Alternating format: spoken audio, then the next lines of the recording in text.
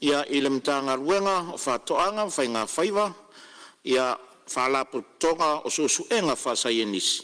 Tulai mea lau whionga minister sa unua tali whaitau tu so finangalo na langa ngāne mauta.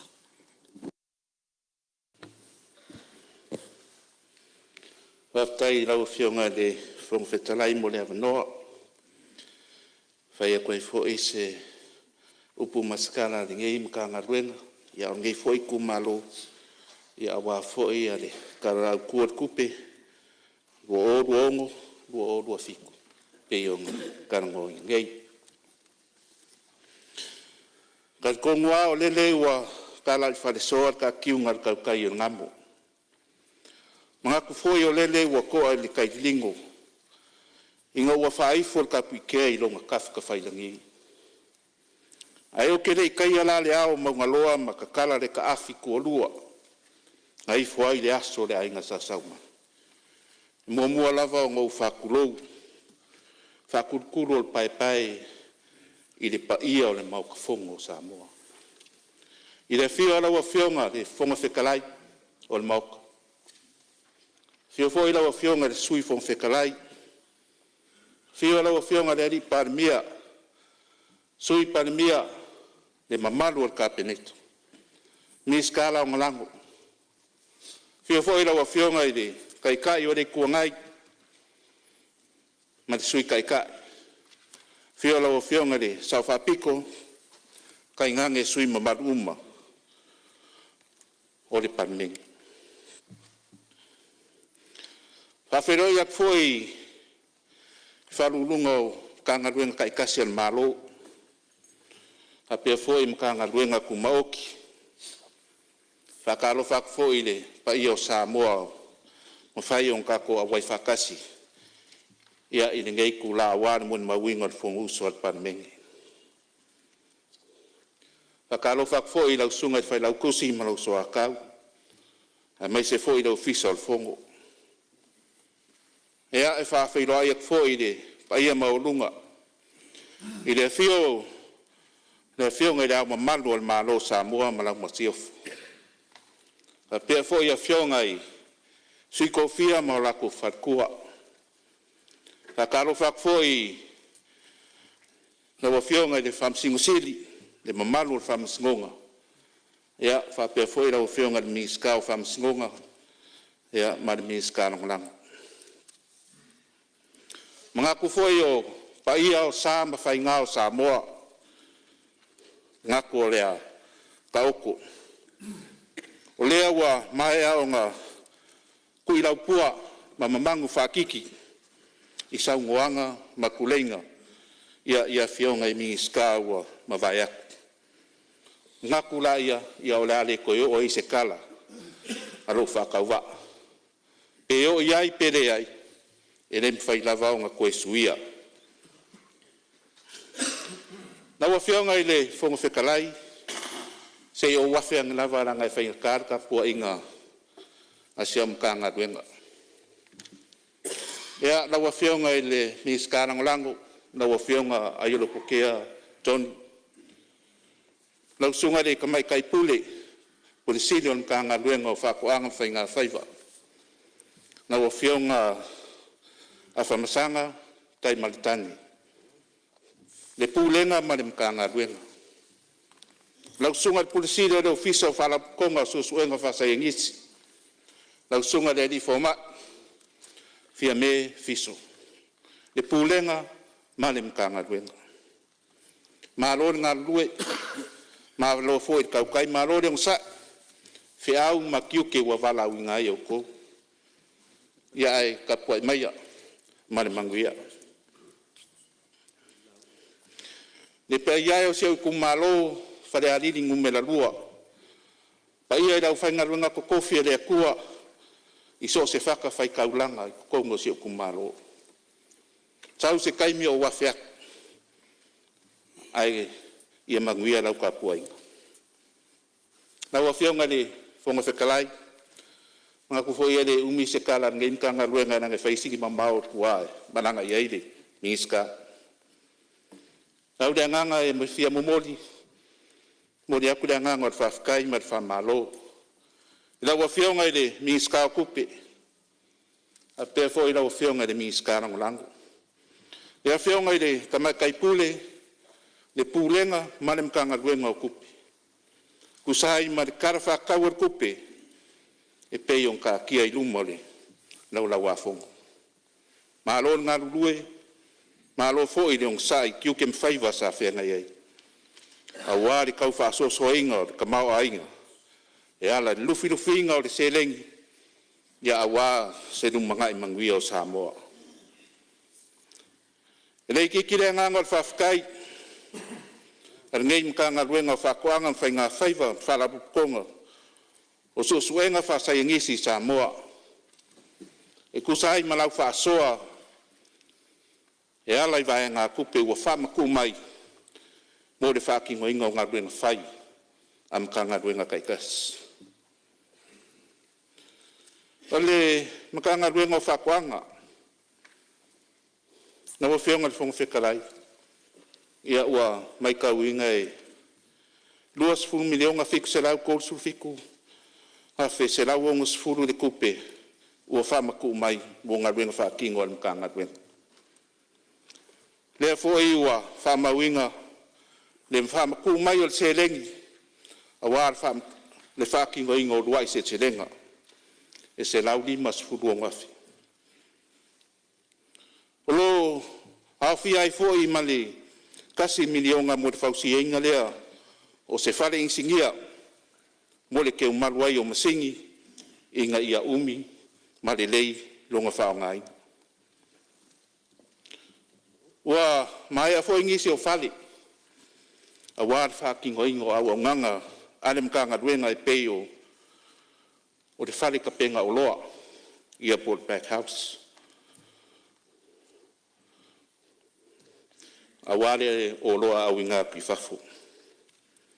Ua mai a foi o ngakarainga mo le mamadu o le akungu. Ia olo au i ngā kua lako pusa oloa ia po container. I whafo mole whonga kau mawha le mamalu o le akungu.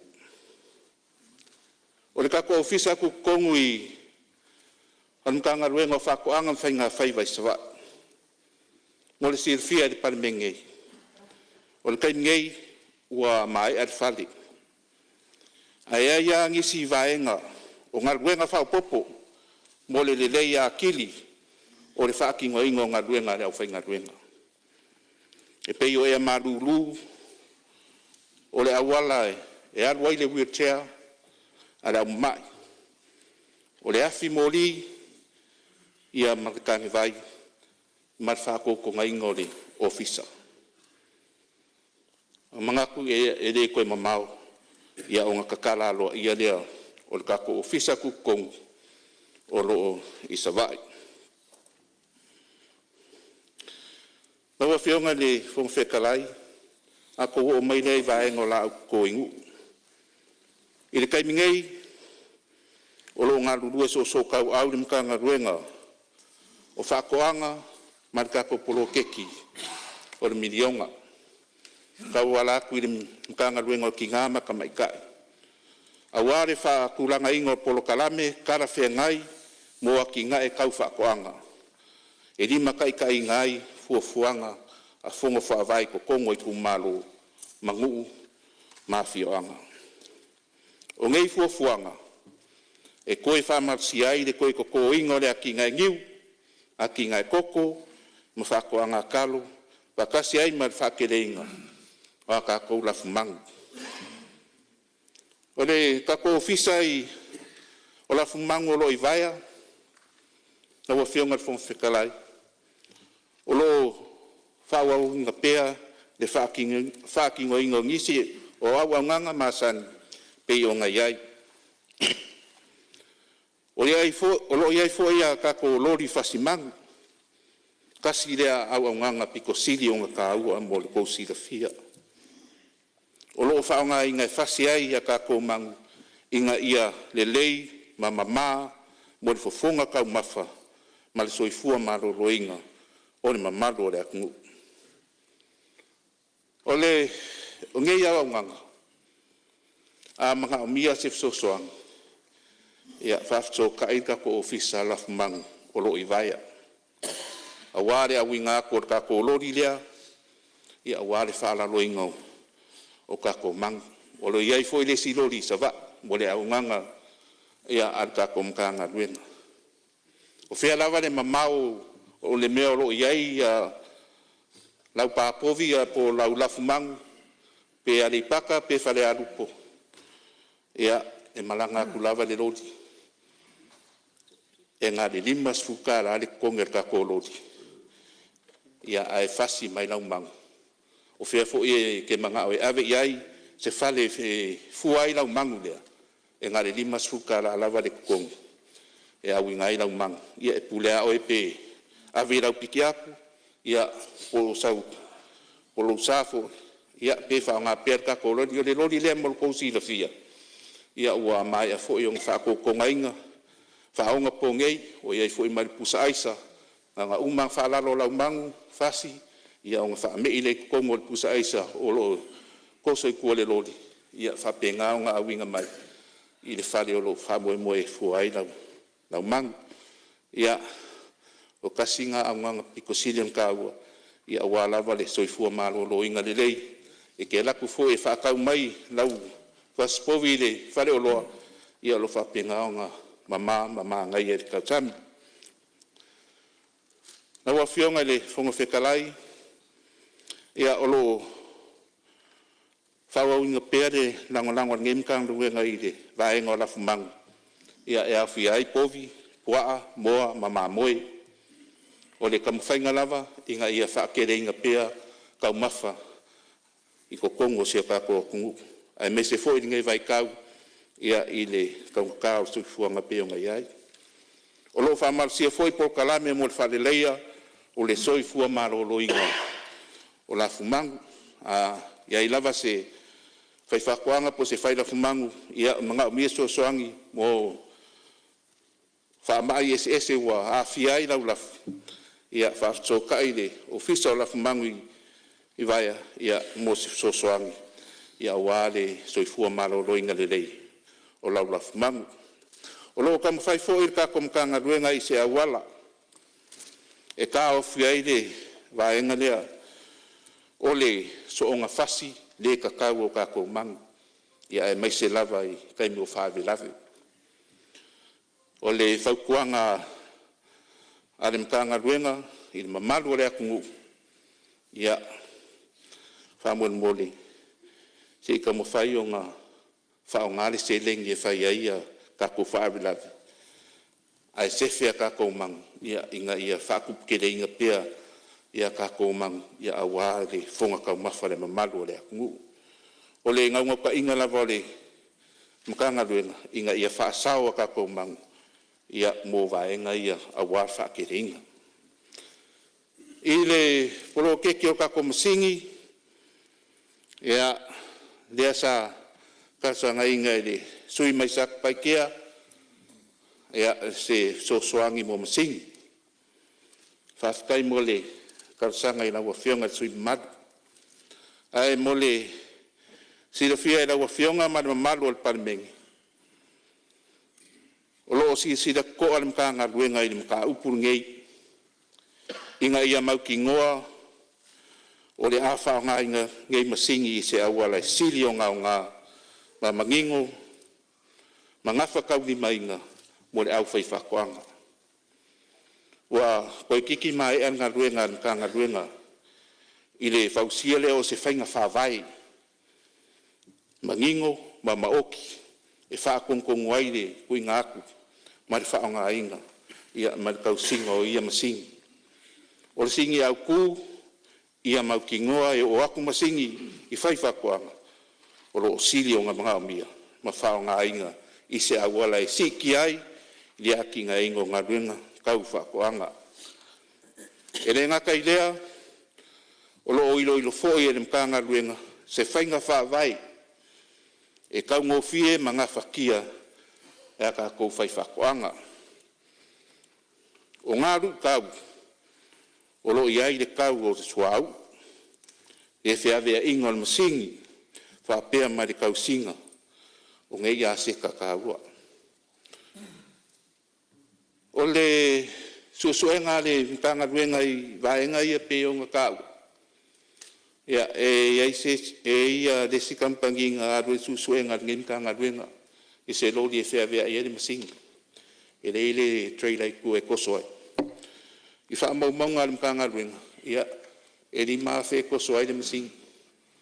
A fa ia lai o le mama e kosoai. E li ma e ko li ma fe fo e ko au mai e ko. O longa winga. O le ake le ka we fa o popo lunga. Ia o le au fai fa ko nga ro kam fai pere ka nga ruenga ma le office.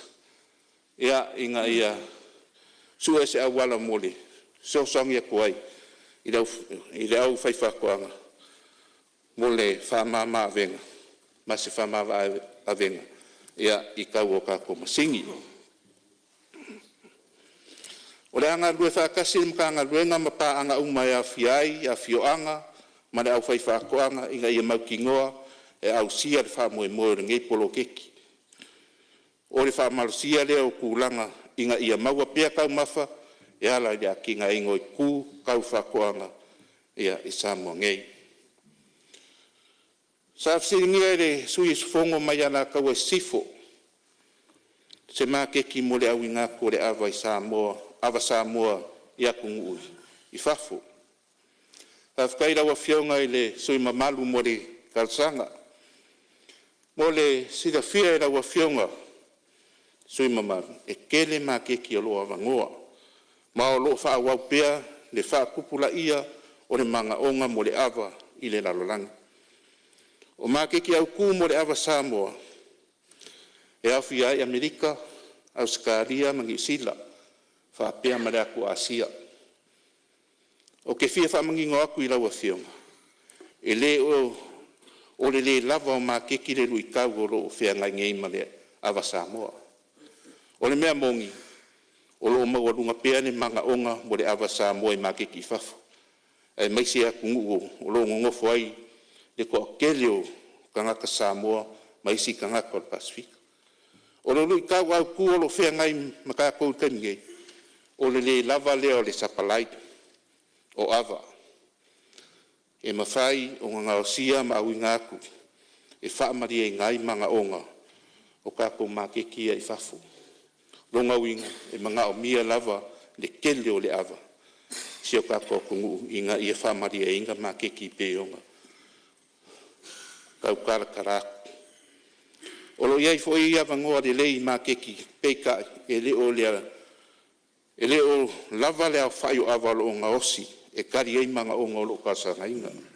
O le mafuanga le o lo, kaura iei ka mawhaingan kanga ruenga I le whakere ingo whakoa ngā awa, ma le koe koko ingo le koko, ma le ngiu, ma le kufa ingo la au le lei mō whakoanga, ma le lango ingo le au whai whakoanga, inga ia mawhai o ngā whao ngā a kua ngei awangoa, kau mā keki mo le awa I whafo. O kuranga ia kako pusa o loa, laua whionga ni whongwhikalai, ia po o kanteina kalo, pe i o ngā ia ngei. Ia sa siringia fo i le sui mamalu mai, whare akakas. Pe mawhai o ngā whaakingo e le whongo whaavai, se rako kanteina kalo, mō make ki whafo.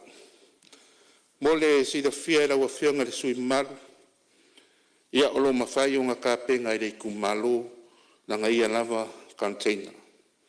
Pe a whai ua whaakere inga fua o whaere leanga, ale ku malo.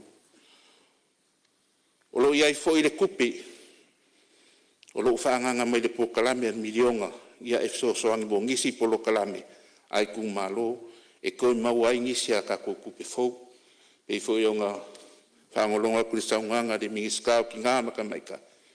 Ia o lo iai le kupe whaanga I o I vaenga ia. Ia po se pisingisi ade.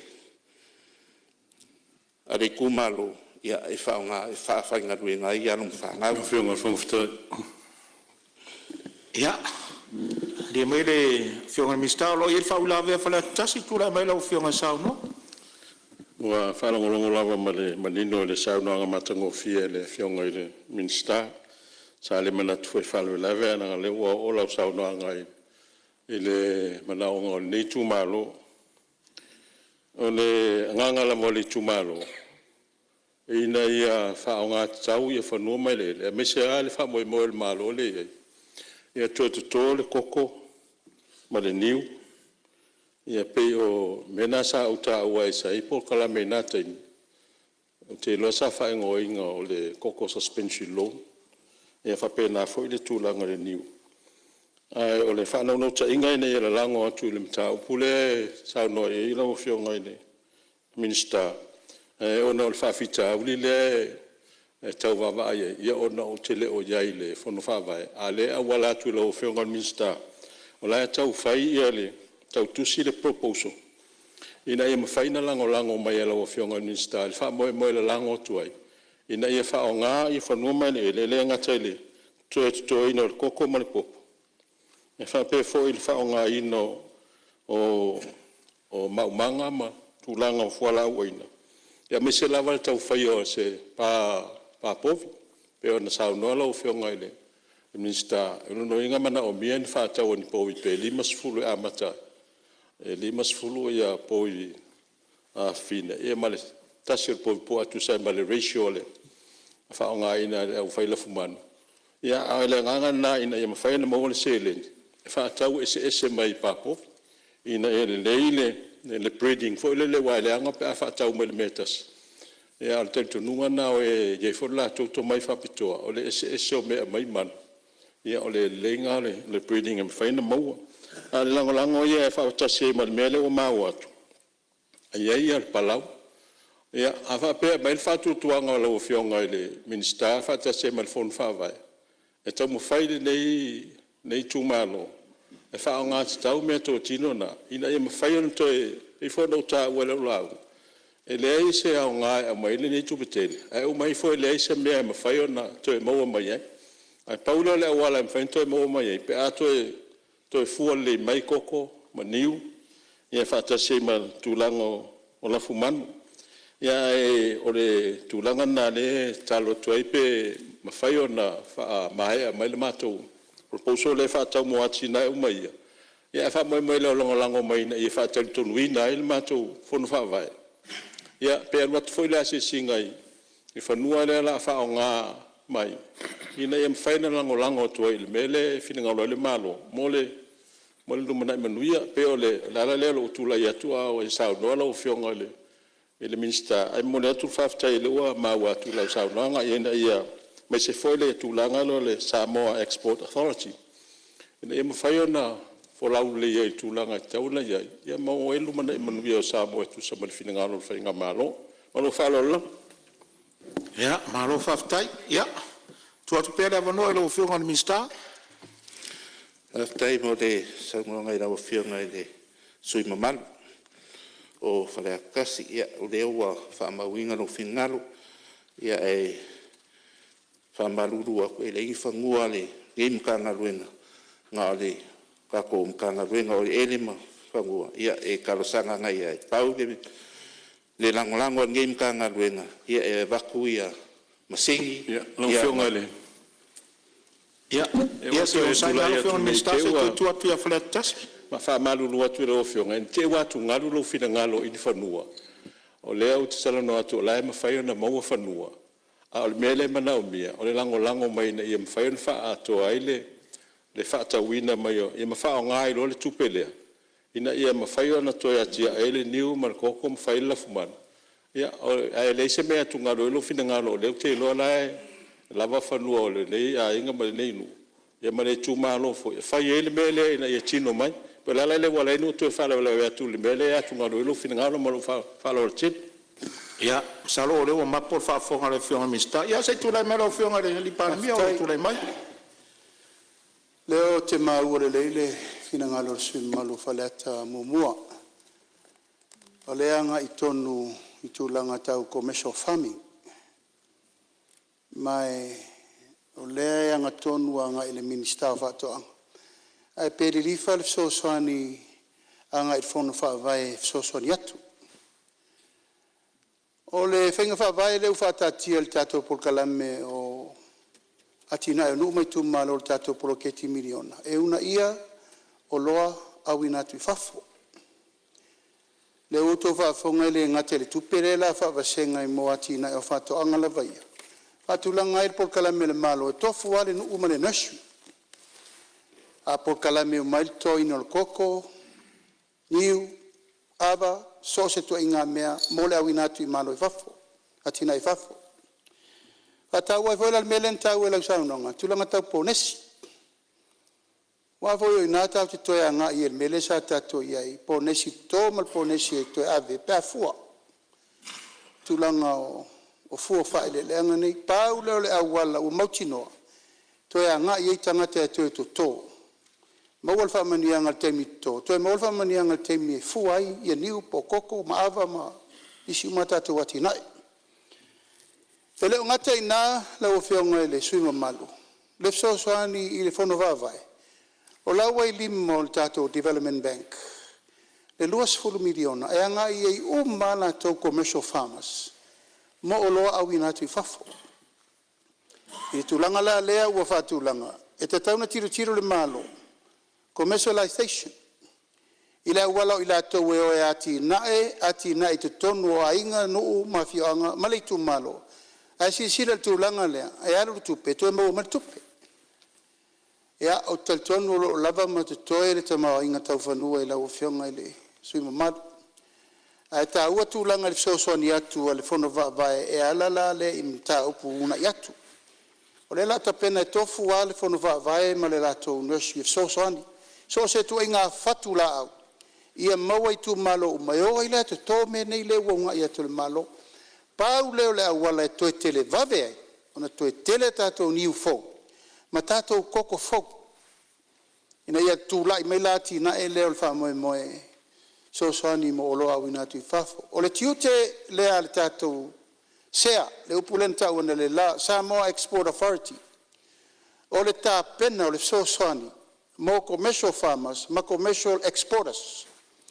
Le mafuai o na whatulanga masini ia, tā pena ia I mtanga luenga, ia ma le tolu afe eka lewa ave ele ia sai muli whanua. E o ifo le whalapo pitonga fōle authority, fōle le malo, export authority. E ta pena umalato wolo iai le tamau ainga I metau tupe, ma o ifo en whaina lato whaanga ingoina, 5 eka, 10 eka, 5 eka. E whai e tatu commercial farming. Paulo le awala, e tatu te ngā ioi, ono le tele ona e tatu tangata, uo I whafo I ngā luenga whawaitain. Ai a whao ngā masini, e tasi alei tū la ua fola atol ngā luenga I whai. Ia mtato vaila le mele, vai le lei, whai awala, whai moli, whai paipa. Matura il tūlanga, ua tausi loa le o ngā ele pesfuru eka. Vai le lei. Ona tausi e lewa le a tausi sila I New Zealand. O to ngā apu ai ana to tō mai 5 sultau sanga talo wai. O la e tau al te mili nei. Nā mele mwhaina whai tātou to ngā ngiu. Nā mele mwhaina whai tātou to ngā koko. Nā mele mwhaina whai tātou to ngā ulu. Mai si ati na e le tunu. E ngau si e le tu I ngā mela, we have to work smart ai te mili nei. Ai whao ngā ila le tūlanga le sa Noel Minister o masini. Ia mai lato, o leu wha nganga le malo tūlanga tau tupe. E a ngā iei commercial farmers ma commercial exporters. Ho I, lato te a ngā iei. Le ala o ta pena le malo. Ta pena le malo equipment, ta pena le malo funding, ta pena le malo me umana pāua le mea le tangata ngā I whai. O le ta pena le ono loto I whali. Ia ele tau whai atu o le wha whonga o mai le atunu. O lau tua lalo I tu malo umalima sutasi. You can be an exporter yourself. Mo lo I tu malo. Le tau wha tari lo tu malo e o mai. Suel me ave ia lato talo malato whai malako kambu. Me uma. O le whono whabai. O le amatanga leo le gateway I whafo atu o le tu malo. E le ngata ina umai tātou. Ave wirpaelo, suo, sapelu, koi, whangabao, iriafi. Leo avatu. O wheme ave I mea tangata nei pēr fua mai. Urua I seselenga le ua mata. Tua atu le rua I seselenga. Ia, ta pena lo le whai pule ia, lana whai tatoa. E ave I loa fua wha ele lenga le tātou atunu. Le sa utau vai taruai nei. Wa tele le talo wa mai tumu sa le longa tumu I fungalei. Ta e awa nan wha atonu ai mai ava, ia ma isio minister. O lo e wha kau mai kalo kangaka. Wa ele isa o ngā tue whātau mai, whai ngau manga ma mea umanifo. Ele mwhai lava na ave mei whaf. Le na ave ile urua I container. ale tato malo ave so fatasi mal exporta ia la mal nga contain ia le voi la to ta pena le si me ape o le nganga le momori men minsta ia lava le tato sapalai mo fu fa le lenga fa ale o ma o fina ngalor sui ia o te lo mo so ni mo o tu langa le wa ta pena to tato malo ele ngata ele development bank out for fa pai Malo, so mai lo fionga te malo, famni no ingo ia vaenga. Ia fa wa sa no lo fionga minsta. Atai mo le, awa no whatai foi lau whiunga le, para mia mo le, whaamanam na mai o ngisi o vaenga, pe silingi heira whiunga le, pai pule o whareakasi, ia ke lo foi leo a mangingo na le vaenga, paule anganga, ia o langa le whaalonga ko le o saungo lau whiunga, ia i se proposto e eva, ia e kadia maranganga whaaloalo, e wakul kalsanga, ia o ngā sau foi la ia le, o mai foi la ia le, office e vavai, o ngā whia kongo e whakingo at vaenga rea, ia ma awinga foi masingi pe o ngā ka ua, e maua palau, ia whapenga foi mai si mau masingi, ia malori, ia e awari ka penga ingot whangua pe o ngā sa waira o whionga, ia maole anga ngā kore ngā o whainga malo, inga ia unga ia ki ngā e kau whako anga i ku malo ngu mana whanga, e re ngaka o le lava le fonga ka umafa mo le soifua malo longa de leo ka ngaka ai o skupe maua mai le whasiringa mo sa mo ngei maa kungui whafo. Ia o lea fo isa siringia le whingei le me ska o whamasingonga ia kulanga lava i o palau. Ia sa kaunga e musu mai a kia mga mia se palau mangu e whaka mai sau kupe maa we wak se palau. Ia ai rea whainga. Ia o vaenga umaia o lo walu ila lo whainga whaavai at kako mka ngaruenga. Inga ia lelei le whaonga inga ma mea uma. O le palau fo e mawhai o ngaruaku e ifo i le mo o lako mea whainga luenga e kua e whaonga e piki e le maa po le rock pickers. Ia maisi lava mea mo le liuliwinga o le palapala mea whapenga. Ia o lo maua umai ka le ofiso whakoanga. Ia ai mga o mia lava kalasanga. Ia o ngā wakule e whaonga ia awale whaonga inga i lau whakoanga pe a mga mia. Sa singia mai fo e le sui mamalu mai palau i lua. Se soangi mo le awinga mai o kalo mai sawa. Ia mo le si le fia lau a whionga sui mamalu. Ia e le oi e se whaaringi mkanga ruenga e mai fua ia e ngi karo mai sawa. Ia ai paule soangi aringi mkanga ruenga mo kako whai o loa ia mai sawa. Ia po vaenga ia o exporters mai sawa. E ma whai o ngā winga kule lori a whai wale lava ia ka vale fo i po sa fo i o lo whaonga inga la umai le kalo po fua whai le leanga. Ia me whai o ngā ofo i ngā kule lori. E au mai whai ia vaenga ia pe o ngā mga amia. Ia e kokongi pase se o le lori lungo le waa. Pa pe ngā fo i long koe fo i api sa vai. Ia e le kongi le sawa le lori ma le luak. Ia o vaenga ia pe o ngusini ai. Ia paunga vaenga o koe se fisosoangi. Ia e lo ia i fo i le fisosoangi ia kako makanga ruenga. Ia e aku fo i fisosoangi. Ia awale ma kai kuinga pea. Ia o kalo inga ia lelei. Kalo lelei ma kalo lo mga amia no nga whaonga inga. Ia aware au inga kui whafu. E o le au nganga lea kako makanga ruenga. Ia o lo whakingo pea. Ia iso se exporta lava o lo mga umia se sosoang. Ia e whapenga lava o nga au inga ku le sui o makanga ruenga. Ia e whaia le lei vaenga ia peo nga iai. O maira i kako urua i se selenga. Ia mo le sida fia e le kako parmengei. Ia o lea ua koe amakaria le porokalani. Ia, Maria Fenor finangaro lau fionga i le minsta o lo tula i mai whau la vea palau li lua.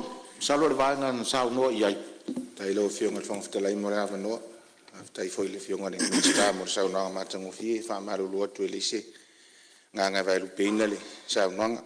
i tai ono vaenga sa fieli ta sanga le temi utuna ia tu le ma ua sa no ngala o fionga le lao le foi faftai le fionga min sta mi sole sta la lango mo le ofisili ia ona le ngang faftai ona le lango suo ntanga luenga i tu lango ta pinanga o ta tu container pe ona ia tele pe ona ta ueli tara no ngala temi o fano ile ta mo fa sili iko fan o le vaenga le faftai o le ua fe ona mo so ani le loli ia pe ona sa no la o fionga o le vaenga le pe na fatia o sola i tau sanga o le foi le fionga le pa le mia tu loma minsta o fatoanga ia na isi fiso ani fo ia santa wala tol tatu malo mi se la vai tatu exporta se ia rifas ma tu lang fo ia silas ma pilas ia fa ngai pe mi fa nga lu wata sina vai nga tu pe lo fa pe na on fa ru tu pe a tatu exporta o le si vai nga ta u la fa mo fa tai mo fa to fa la ing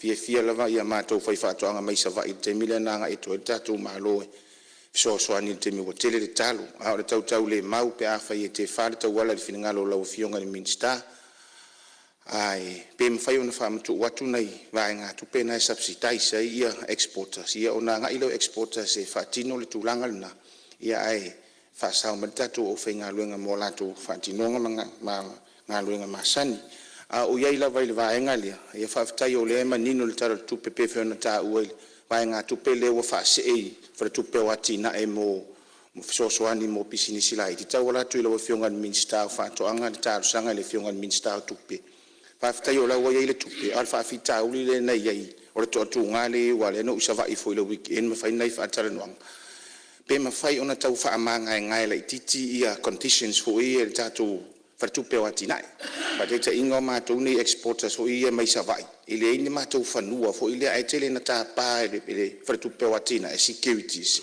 e mana o mia la ia fanua ia a la sta ta penal inventory o le ta penanga la we lunga le ile fa ta si male forecast me o ta taro la pe ma fai ona anga ia tu le fartu pe fo ile ia fa ile se singa ta verify ai ma fai ona ta fa ma ngai fa pena ia conditions ia ma fai ona fa ma tu watu ia vai nga tupe mo ta penanga ia mo tatu container nga ia tui fafo ele se tala avane ai o le na abil vai asun te nei fresh container o le ta pena le frozen ni le vai asu fo pe afa pe mo le trade so i fo ma le o le tamu fainga lava e lango suai tamu fainga tatu malo ia awa ia hati na e tau fa toanga ia e fa fetai le fionga ile pare mia mo sa no nga manino le ta u o masini pe o le ala le na ta talo tuai ia mo se masini mo me se lava ia matou nei sa vai ona fa sal vai la ia ole men power la vai fa mo e ta penang ia a mo se machine tau a mata mai ia le lai tu o tatu motu ia tau mo fainga ia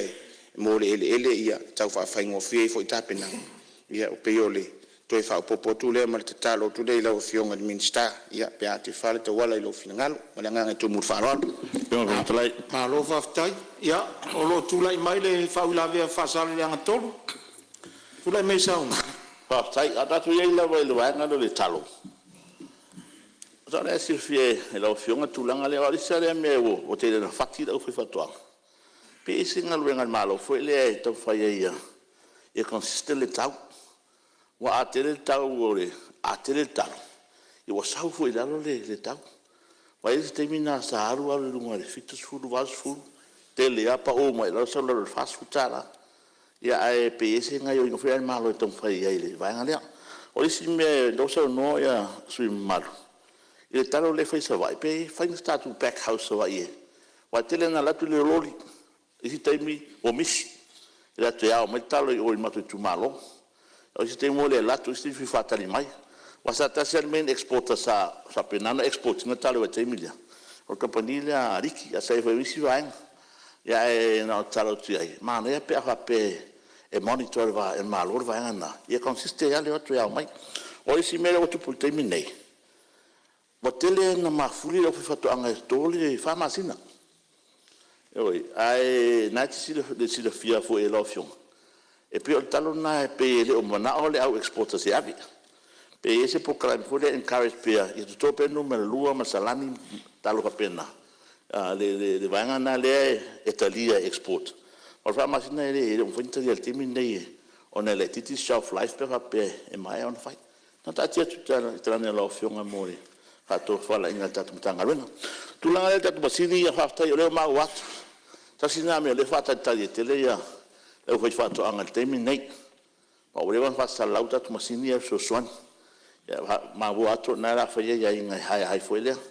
Ya e be mane foi le no lo fata tali mai. Le nga wenga ya me se foi ya fa fon fa vai. Ya pe pot sempre sin tati se vai fa pena foi ma tu sanga e hai fa ma tu fato anga se vai. Ya se foi na misini ya piani. E fa pena yo na fato tope tulanga. Ia fa pena na consistent le tato export. O le tato talo. No fa lo fiong. Ma lo faftai manatu leo mo mai lo fionga le minsta, ia tulai mai fa wau sau nanga tu sau fa ulave. Faftai mo le sau nanga lo fionga le sui mamalu mai fa sane le anga lua. Ia o kei lo le wa fa ma winga lo fingalo. Ia i si fu yo vaenga pe o ngai sau ngoi ai. Uranga i msingi ia mo savai. Ia kai mingei ia o se i mai anga pasia kara kupe mo se kupe o kwen masingi. Ia o ngawinga kule mo ka komo kere sara fai isi fu o vaenga ia pe o mga o miai ia ole sui mai palaudi lua ia pe o nga sango fo ia i ngisi o vaenga ia o kere ole ua fa mawinga ro fingalo ia ole a ka ngo fo ia i le bank Polan le nga fainga kai po sa long wa le vanga le ko kongia ia wala yo nga koing fa maku aku ia vaenga ia ai se sila ia le makanga ruena ia i vaenga pe nga sa mo ia wa ke pole ia i vaenga pe nga ia o vaenga mo fo ia o nga ru ia de ka ko ofisa kai ia tele mo le ka pingango pusa o loa ia ia i lava fa ma venga lo ia e ke fisili lava i le lo o vai fo ia le vaenga le ia fa pinga lava nga va kuso soang isi fo yo o masingi ia ambo equipment fo i pe nga mga mia wa ware packing o lo container pe nga ia ia on ka ko mai le ia ka ko lo se selenga Tunga le konfitalai Ia, o lo tulai mai le tai malo, tuat pila vano. packing house mo savai. O uma tatou pasia mai ava, tatou matila fono le packing house savai. E to si sila I folava le tulanga lea, o le sa whaatari sei, uma le tatou ofisa au tu. Tatou mailola ia e whai le leil packing house mo savai. Ia tutusa le leil packing house I atele, man me whai savai. Wa fo e tele ia le afianga le fo sa no manino fiu. Io so ni fo le bengalango. Temine wa ato ale rifa savai. Fati ti ele rifa le va ana avela ia packing mai savai containers. Ol mena le sa tatou faia. Mai fautu ina fo il tatou mtanga langa onu sa I fo e subsidize pe so ni va ali mele fa so. Sa fa il tatou ona o le tamu fainga ia encourage tangata savai. Export mai latou e mai sela le tam fainga le iko le mai sili o vai le ta ua tele la to tam fai ele se mele faina faia a fa pevo tu langa il tato development bank e town tala no la fole wala so soni to ai current tours ma mea na ala na ave le se fulu miliona le o so peru sfulu lo sfulu le wel temini nei sa ave sfulu le na fo ingale no mane le wa ave le lo sfulu for export. Aso ia. Ana elo ato tola o lua se la wafe kia pula o karintiri na. A sa rola ia fata o development bank. O lua se la wafe kia pula le wo manko ku mai le vangoa mai kupe a harvest mai ko konki. Mai le fou merna tu lang o tato developing o tato development bank was more like development bank is for the farmers and fishermen. Ya nala nem tau fale tong yo wo fale ku mai si ko nga ki nga ele nga wai ma fo en kauf temine nei specify le luas fu miliona le export oila la export fa to anga fa nga faiva nan fa malu si awatu mai ava e no sa yo fo masini ya va vai le ni masini mo savai ma ni masini fo mo nei ai sa ta tele lo wa tra no nei ele o te tu sale malu si o nga tu pulanga ya so nei mal tatu tem Ola pakupakua ka au mo pakuamo. Aku ola o nga alu le kuai ke ngofo e kuri ro piti. Sari de popo, kao de popo, fai ku ipu. Liliu de popo. Ele fai ngalo. E au tupulanga i vai tau nei, oi sole, ale pira i pot le karinga e le aru maumanga. E longa karpe se mfare la fof kwa nga yoi. Nga ona fa pena atu. Ke mire nei le turi loa le tatu ma lo le mete tau na fai. Ave le feso soani tuta toa. Ina ia le ngate na toto fua mai ala u ko fa ku pe ku ma lo ma keki le ave iko me. Ela foi le fai le tatu export authority. O ai le export authority.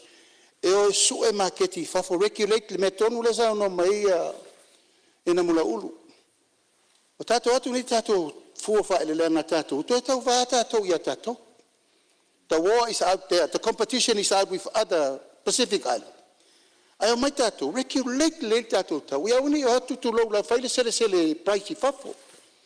Set le le man law le regulation ina ia awan to ia lu se tau se si fafo. Pe anga I fafo mo le exportinga. Ai o so ni atu tu langa na ta ua le le Development Bank. O le Development Bank o le bank le malo en faina fetu tu na itu langa. Ia mau so ni mo ila tau tau fail to export. Alo, so son melo fiong te malo. Ia tu le vano lo fiong le minsta. Fa wau lo sauna. Ia whaftai mo le sosoan mai ana ufio ngai ni taitai on malo. Ia e whamanam po ini seo tau ia awa fo e le maram mati te ai on malo le kako panmingei. Ia on kako mai le I le kako ruai se selenga. Mo le si le fia e le malo panmingei o le ua ko ia makaria por kalamere o le wai se selenga. Ia inge foi kausanga fat kupe lu o fiku o le ngei por kalame ia o se fuafuanga mamao an ka ko malo mo le famalsia le o nguma ku malo I mea kau whakoanga whainga whaiva inga ia maua pea kau mafa mo le mamalu le atu ia kari e kua I le kau kao soifuanga o ngei le ngaka idea a ia whakere ngai a ki ngai kau whakoanga ma o loanga osim ia mai ia fausia se vaenga o whakoanga e ngafa kauri mainga ia ma o lea ua whamaku mai fo I le se lengi e se lauli masurongo a fe ia mo lea whamoe moe ia e kakaro kai fo I le pa ia mamalo I ku malo ia e o I lava fia whakingo sanga rua I se lenga ia pasia ror karar kaupe ia a makalong whakingo le pokalami ia au ai ka ua kele mo whamalsia ia o ngumanan whanga ia wale a kinga e ingo whakoanga. Ile kako ofisa o whakoanga ma whainga whaiva lo savai ia o lo iai fo ila lako au nganga I savai o lo o whakingo fo ia lako ngā ruenga masangi ia kusa male au nganga le whakingo ngei I uporu o waengo la uko waengo la fumangu ia pe foi vaenga o kau whakoanga ia ma vaenga o whainga whaiva ia o inawa se whai whakoanga o se whai rafu mangu po se whai whaiva foi o mga umia tupsosoa ia whaso kai ange le sui ofisiri ia le krainga ia whiu o ia leo lo vai ka ko ofisa se vai ia male pulenga mala whainga renga ia mo se tupsosoa ia mo le au ma malo le akungu ia lo mga umia tupsosoa I me kau whakoanga whainga whaiva ia ole kako na ofionga le fonfekalai ole o maina ia le le fala kongo suenga fa sai kisi Samoa ia Paulus Ross wa ia e kele fo inga luenga lo fa kingo e kako ofisa lo inga fangua ia pe ole na osia le o ngi lo fo e fa nga ai fu o fa ile leanga mo fu o fa se. Ia, malia lo fiong al minstalo tu lai mai le fiong te ri tuangai. Ia tu lai mai sauna. Malo atu le sauna hang manino le fiong ile minsta ale ngang la vole in ia sitia latina e o Samoa fa ponga ia ile sili ole fa fita tele alo fa fenga mtato ya tina e alo fumo fa pe fo e matina e poa se tu lo motale O le whale tono mele o me ai. Feet. Sa tatu tom whai mo mofo iai. Ia lalu whale tono. I le te mile nei o maile sosoani o saina. Po lea se tamu whaingo i wai nei. Ina ia fafo ai le whawhitauru tele lea. O atina e ne tai pe o atina e moa. O mai pe mai whafo ia me ai ai. O le fsiri atu lea lau fisau. Malo whaftai, i le whafsili ia, o se whamaru si au fo i lea. Ia tula mai lau ua whionga le minister sau noa, tu sal whau la vei vaenga lea. Ia, whaftai le, mo le sangoa ngai na ua whionga i le taitai o le tuangai, ia ua siringia fo ia vaenga lea ia o mea ai whangai ia moa ia mapua si klou. Ia mo le sila fia e la ua whionga. Ia kai mingai o lo whare kongu ia le masingi o lo ngau si ai mea ai kako i ka i le mea o lo ia le skatap ia po le kako au vaenga ia mai sainga o lo i le whare le o le fin meo o lo ngau si ai mea ai amang ia o kai mingai e o lo whare kongu masingi o lo ka mawhai fo ia le whawhikauri ia war whare le ia ki o vaenga ia ai sao lele le sao nganga i lau fionga ia o vaenga ia o iai fo i la fionga i le ua vema pare mia o miska fo i o whakoang ia sa sier vaenga sa le leia kokoa ma lei ia le vaenga le o ka kofin mio i kai ingu pe kaiange ia ke kaua ki kong sa fsingia fo ia le au sainga fo i o lo fianga i ma vaenga le ia FMA o lo whale kongu masingi ia, o kai mingei, o lo kamu whai fo ia ne whawhikauli, ia wā fo i le vaenga pe o saungo e kai kai o le kua ngai.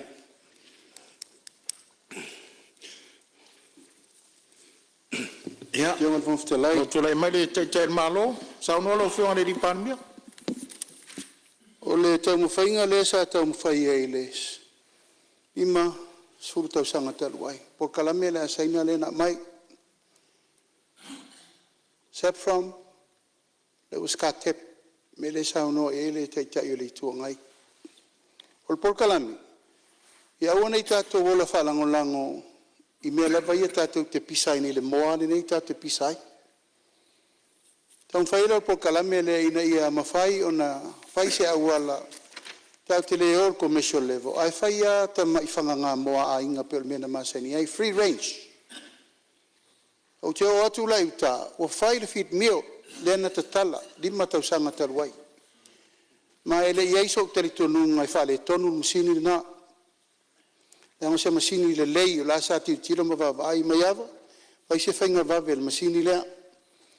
O tātou vai le tali mai o le melene o whanga ngā moa free range le tātou atunu. O mawai tātou mo sa mo le lei, o leu tau ma mawhai tātou. Tātou vai le mele tātou i le teimiri nei. Wha se furu, lima se furu container, wha su futu i le masina. Le tātou te tau ma mawhai. Wha se furu, i le lima se furu container le li poti mai. O le mai mai whafo, le tātou lai. O so sira le te leo ngā luenga tau no whain tātou whai. E pso soani mo tātou. I le tūlanga tau tau mawha o me ai lava e tau si tātou. E le whauwhanga ngā moa ainga, e le whauwhanga ngā pua, e le whau pāpofi. O mea mau whai o le tātou whai e whatasia. Ina ia ngafa tau li maina le food security ma mea ai tātou te whiolai. Ai ono le tūlanga le whesuia inga i le te leo le nei tupe alu i whafo i nei container ki tausanga uma ma tausanga uma. Tau e lan tātou ono saim tātou ngā lue ina ia fō ia le whawhitauti. Olo ier company ina o mai nei, tālo sanga la le mea le o le mawhai o na whaise whale mō sa moa. Iti nei. E mwhai lana fō ia mtaup. Na tau mawhai le company fō ile a Frankie. La e tū tai i muri whanua le company whasimoa. O le company whasimoa mua le na. Al mea le tupu. Ile tei lava moa e whasia. E lai to tolo ai nei mea ia ia tātou le una. Ina le unga ia le temili nei. ina ia whaatula'i le awala pito isili na o te io ina le tūlanga le o mea ai ioe, fit meal. O le fit meal le whawhangai le puaa o le ia o le moa povi mo mea umalava. E mana o mea, ia o le lai fotua i nei por kalame tauna o se taunu le leil tausanga fau. Ia ua whain whaatino isi mea ia. Ai whautu atu le Minster, tope le tato masini whai mea ai le fit meal lai mo teimi nei mo tatou. Ia, whao mai saunoanga le ofionga le Minster. Aftai, mo le saunoanga i na ofionga i pandemia. Ia, kei role wa mamlama fo i la ne vaenga, ia, iu kusai mai saunoanga na ofionga i kai kai o le kuangai. Ia, o ngā kako o mai nei le kako whalapukonga suenga whasaiengisi i Samoa, ia Paulus Ross. Kei le fo inga luenga lo whaakingo, e kako ofisa o lo inga whangua. Ia peo le ngau sia leo ngi o lo fou, ia e whao ngā ai fua o whaile leanga, mo fua o whakoanga. O lo whao au inga fo i le, whakinga inga suenga, o fuala au whaasainga, ia i au whainga ruenga umare malo, ia peo ngā mun mawinga fo i raso anga ngafi. O lo whai fo ia suenga kau whakoanga, e sa airingi fufo, o whaamai, o loa whia ia whakoanga pe o whai, whakoanga koko, i o ngiu, o awa, ia maisi la au, o lo kuaire kungu umore funga kau mawha, ia ma whewhakaua inga, ia o vaenga ia penga kau saungoai, i si fo o sui malu, ia i le kalo ia o le mafu anga walai o ngā ave le skalo, ai le avea ia skalo, le na o iai le kako, vaenga ia o suenga whasaiengisi, o lo kamwhai e sue vaenga ia e meise whamai, wa fia i fo e ia ka kokalo ia i whakoanga. O lo ngā lue fo e saiengisi, e sa iringisi la au fou, e le ngaka inga le lei mo le kaumawha, ma le soifua malolo inga, ai mawhai o ngā kari aku i whamai, ma suinga o le kau. O lo ngā lue fo e le ka komkanga ruenga e sa iri se whaare lei ele whaare ngā kula ia ma se vai ngā au whanga vau whaare ngā kula ia e karia koe i whaafika uri kau whakoanga ia o ngisi ia o suenga ia kau sue lava se vai ngā au inga ia kamawhai ia e se isi vana au pe o ngā saungoingi isi o sui ia wa o ngai le parpala ma vaenga whapenga ia alo kamawhai kako o Fiso Les Ross ia e sue vai la au ngai inga ia maua se vai la au e kala whengai ia makako whakoanga. O loo whaia fo isu suenga kausi si o manga ia maro si anga whaafowinga. E anane e kamu whainga o maa ka avale ia e alui le la ia ma vainga whapenga. O loo whai fo isu suenga i la au ia ma mea o langingi. Wongi vai la au whare ngā kula ia e fofo ai whamai. Ma re kere lava o ngisi vaenga o loo whai e susuenga i are kako whala konga. Na wa whionga i le whonwhekalai i a onga kako o mai e resi a ofisa. Ia, mari mai lau whionga na Minster lo te la mai lau whionga te tai o le tuangai sa ono lo whionga. Tau tele le sanoa ngal tatou le whionga le Minster. Wa le tuna tonu le an fatuai le fala tonga le in ia mafai on alofia ia malos tele tu la fono fa ofi toi o lo in tono New Zealand ma Australia na le fatuai le fala tonga le in ia ngaosia tatou lavo loa ona luatu lole o New Zealand. Wale toi avatua ni o loa mata. A o loa umauna ton fiti. Pepe umai ia ni siama. Ia mani manulaiti. Lela na mawel tatu whala mata. Whaunga mawaele tatu swa ue kukai ta mafa mai le avoka. Ia ma ngausi e fo i male whisky e mai talo fo ia ua su. O lela e whafsile tuai. Wa ule koe vai ingi whisky. O whaua pēr ia mea.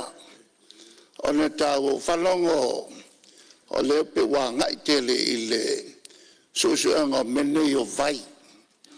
Mo le tong fitinga ngase pe o le kansa.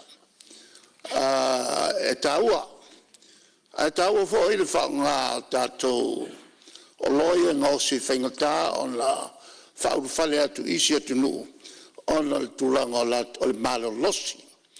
O la to quarantine e fo la le melesa fa le lave mai ai te lo tu no il tatu ava ma solo miele ava e ma wai fo isi fa mai pe le tu lo atu le na tau tele nga luenga lo fe ngai male minister male sros Maro faftai lo fionga te te li tuangai lo fionga minister singelo whisky sa fai martalo po fa wa Haftai mo le sa mua ngai da whionga le tai o le tuangai. Ia e kusai ma vaenga ia peonga sa mua ia o lo o whaamawinga fo ia o lae e whailava suenga ia anukanga ruenga. Ia i kako whisky ia peonga. E sa mua iai ia mese fo ia flawa maka ia mangisi vaenga o lo o whaakingo pia vaenga ia. Ai peo alanga vaku se kalama e le ngai kai o ngaruenga ia o lea e o lo o whaakingo mo ngai kai ale whisky ia o leva o ngalawi loa isi o kako kungu ia i le susuenga fo ia kako ofisa o whalkonga o susuenga ia ua mai o nga whai ia lako susuenga ma lau whaakau aku ia kungu i thafo ia kako whisky ia kako aku fo i manai vale le duty free ia o lai e kuma ia kako whisky lea pe o sango e fai ia i le kalo ia mangisi vaenga. Ia onga kako o mai nei ia i lesi ofisa ngem kanga ruenga o le puipuinga malu lau kele ia po le biosecurity. Lau whionga i le whonga whekalai ia mo le sia fia o le si lea ofisa kanga ruenga o i lunga o le wafin kau o le puipuinga malu lau kele. Ia po le biosecurity. O lo kumau pea, o se lainga mua le puipuinga, o lo kako aku mai whamai, ma mea ola whalafua e ongo lama ki ai whakoanga, ma le sanga le mua kau mawha. Ua whaawawinga le whamalusia, o ngā luenga i wafu, ma malai waalele, ka kasi ai mane makai kuinga, o loa whaurwhale mai, o loa lo whakawinga mai whafo whape ngā foi, o loa awinga aku. Ia moa kungue mamau. O ngenga luenga e ka wakele i le puipuia o whaakoanga au ku e pei o ringiu o kalo koko fuala au whaisua ia maisi. O lo makai kuinga pea e le kako ofisa rea whaamai ese o mea ola ia e ongo ufale mai kokongu ia e pei o ngā awhia e fo ingisi o akungu o le kako kua oi, akungu kua oi. Ia peo e ai fiki, ia mangisi aku o lo ia ngisi fui o whamai, peo a fia ia lako whakoanga.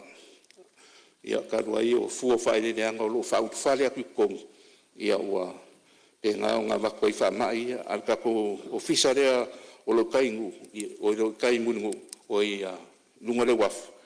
Ia o vaenga rea o lo makai kuinga e lako, ia kako oloa ia winga mai kong ia wale whakama ia o ngisi o whamai ese o lo au mai ai. Ia on kako o mai nei de kako ofisa fou pe o ngai ngei ia o le ofisa o whainga whaiva ia mapunga oa whainga kula. Walu 1 milionga o se lau iwa sulfa afe walu se lau di makolu ia se lengi o le kupe ua whaakawinga mon makawinga whongei o whainga whaiva ma punga oa whainga kula.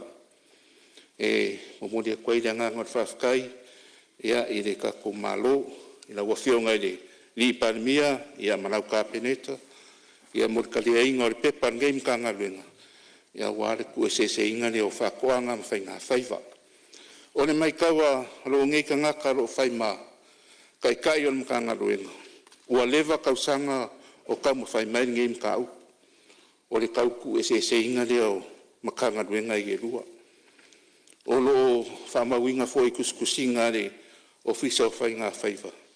Ngā maka whakango inga mai ngei mkau i le kausanga e kasi iwa i walua. Pei kai, ngā koe aria e mai le luafe sifuruongo. Ia au avea ira fionga le li parimia ia mamingi skao whakoanga ngā vai kau. Ia pei kai ngā koe ngalo la ia lea. I le luafe lua kasi, i ngā ua koe pale mai le whai ngā malo. Ia o lea ngā koe whakakango i ngā i ringi mkau. Ia ma koe kiki lava o i longa kaungunga. Ia e ka aperoa le whai ngā malo ngā seima vai aku ngei. Pei kai la, lea ua koe kau mai kukou. Ia sa afsingia au ele pulenga male, mkanga duenga. Ia e kusai male, koe whaua winga le. Koe se inga le o mkanga duenga i e lua. Lea nā sa whakongu inga i loa le mkanga duenga. Ia ma koe ka pā i loa le pepa, ma koe au inga aku i le. Ka pengeka, ia ma whamaungia mai loa le. Koe se inga le o mkanga duenga i e lua. O le ngaungoka inga lava, inga ia kumaki e ka ko ofisa nge o whai ngā whaiva.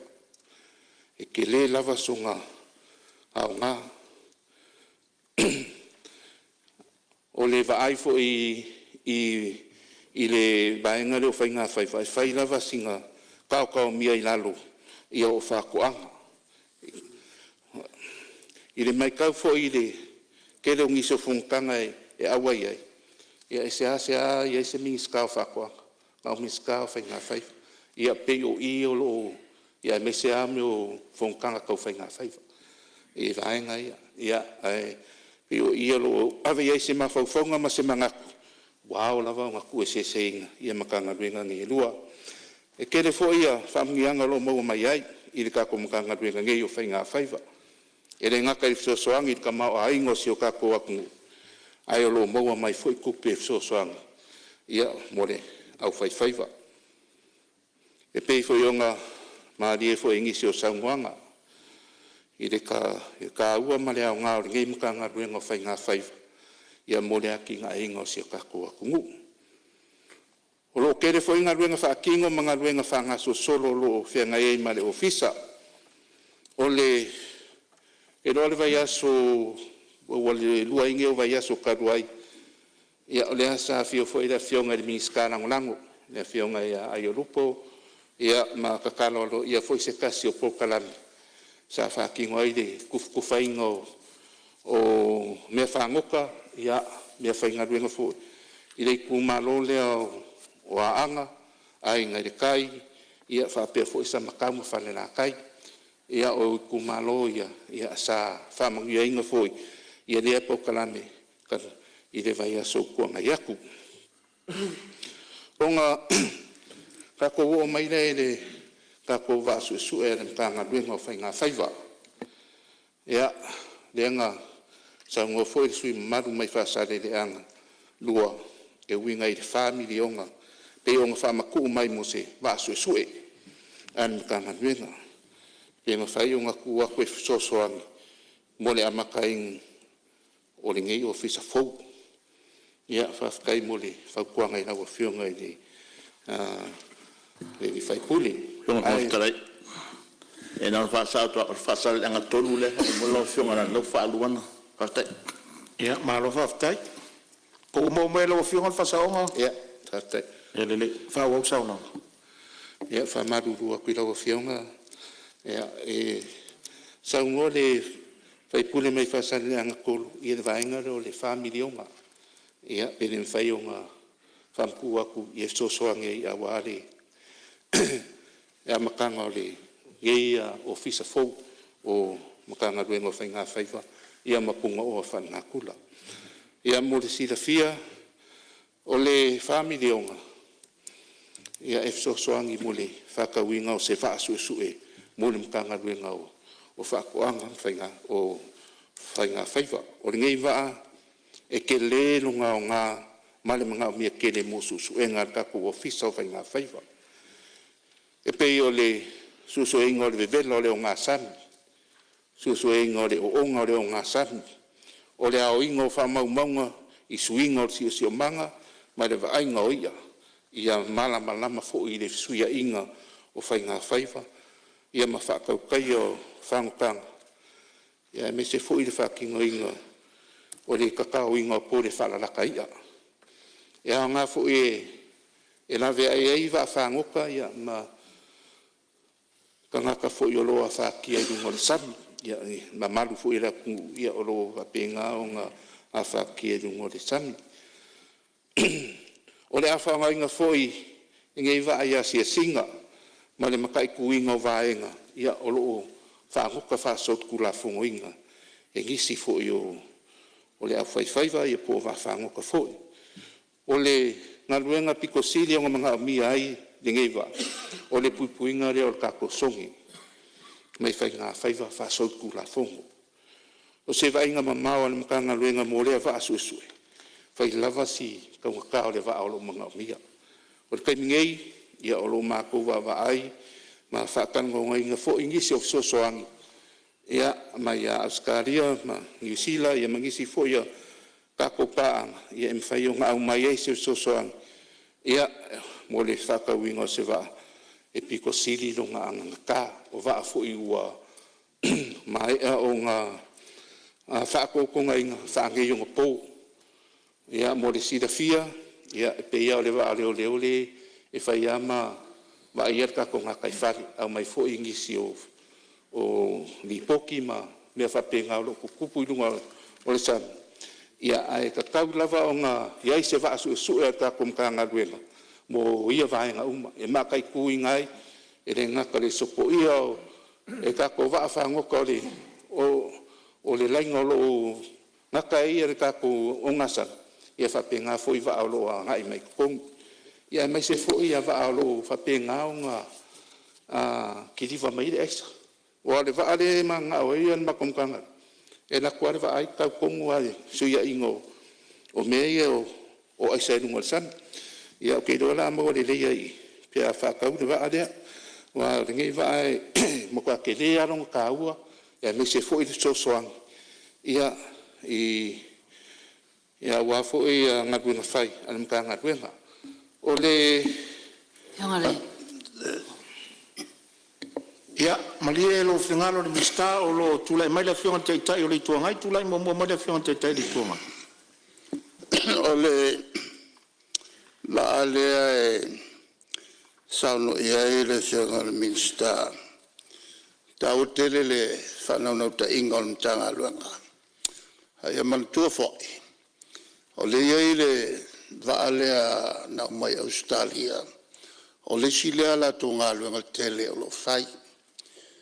O le vainga o tātou ngā te whale.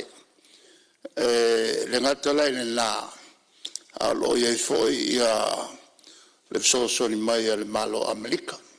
Le ngata lai le nā, ai o lo o iei foi le ofisa lea e Solomona, le fisheries e Solomona. O le tono le ofisa le nā, lo iei le potu o lo o ai uma mai loa ma satellite.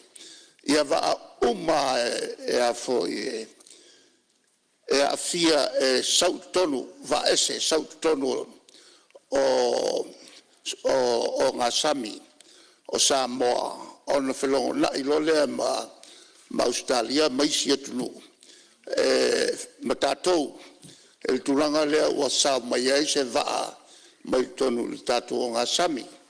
O lana wenga te lele poto masani la weyai.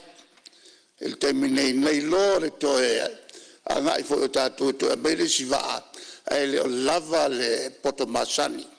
E le au whenga renga lana lua le o fionga le fongtalai.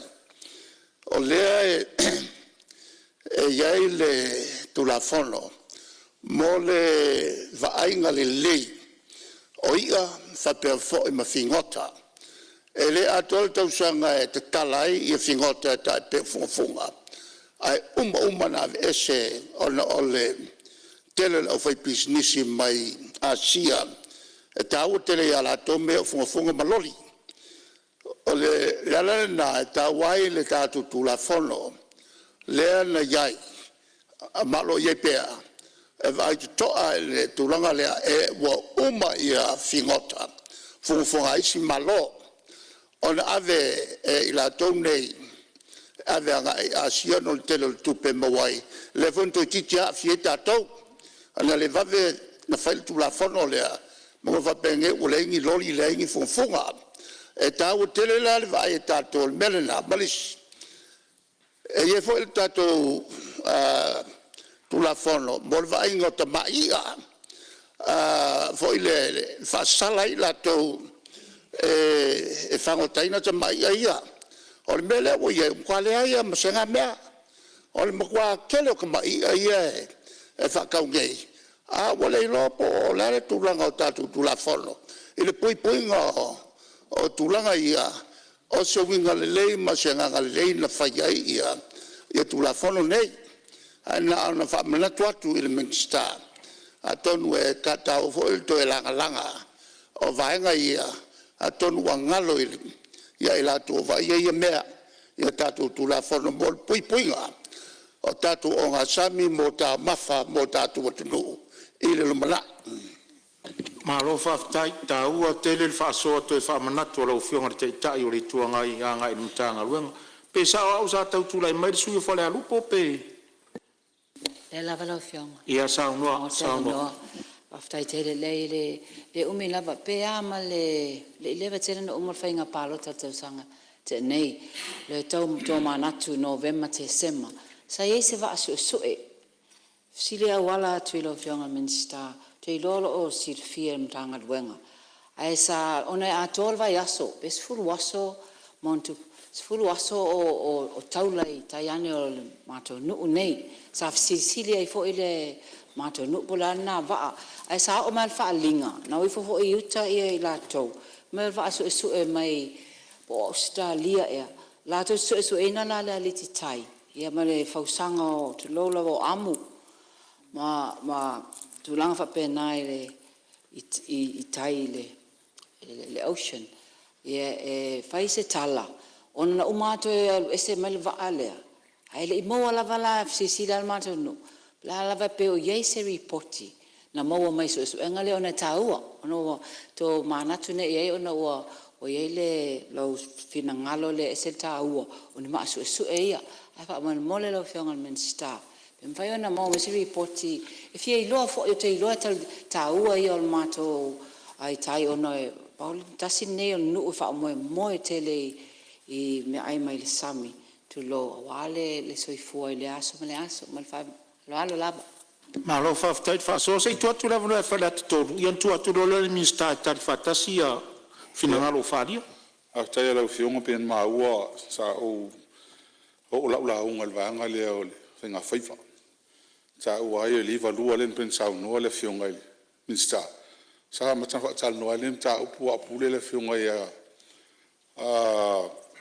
tavita ko pola tavita apule lua le fionga ia tu sunga ta wa sa ma to fa tal no e lua o finga faifa ma il va itau al mela le fiu sili le fionga le amenga tato o le polenga le ia ia po afe o mestu la fono te pena le entanga luenga fa ftai le ufai ai la vai ele me le nga si female output le asa yai taluai ama sa ala output le pe ama taila mtanga luenga e lengi vai nga fo lengi divisions fo o mea just asa ele manatu smtanga luenga fo ia o ta unta pena uma is structure fo a mesi vai nga fo a mesi le mele usa no la finga le va ala va la finga le manino ale amenga o le va mo suenga le nga ka o nga samia o ko le tinga o te tama ma fa mo monga e ne te fo o ave se ai ma le security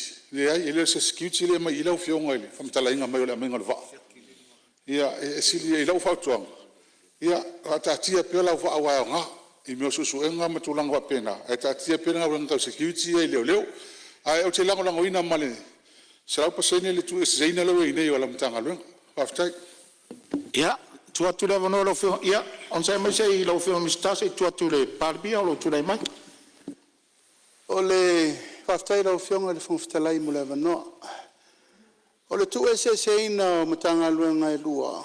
O se mawhauwhaunga wa lewa na mataitu. O no nele tūlanga.